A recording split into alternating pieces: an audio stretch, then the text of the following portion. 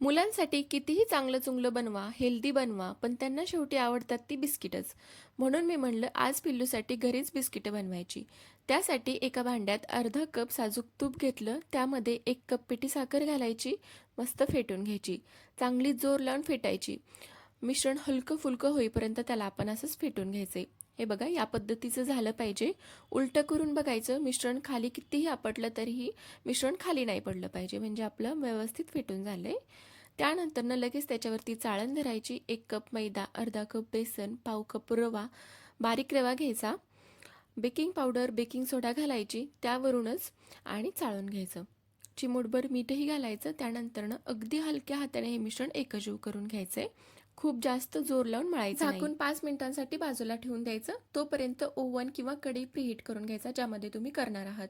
आता यामधून छोटासा गोळा काढायचा आणि याचा पेड्यासारखं बनवून घ्यायचं. वरून हलकासाच दाब द्यायचा, खूप जास्त प्रेशर लावायचं नाही. आता याच पद्धतीने मी सगळे करून घेते. त्यावरती डेकोरेशनसाठी किसलेले पिस्ते घालायचे. 20 ते 25 मिनिटांसाठी हे बेक करून घ्यायचेत. नानखटाई बेक करून झालेल्या आहेत. बघा किती मस्त कलर आलेला आहे, किती मस्त खुसखुशीत झालेल्या आहेत. वर आतून जाळी सुद्धा पडलेली आहे. तुम्ही सुद्धा तुमच्या मुलांसाठी नक्की ट्राय करा.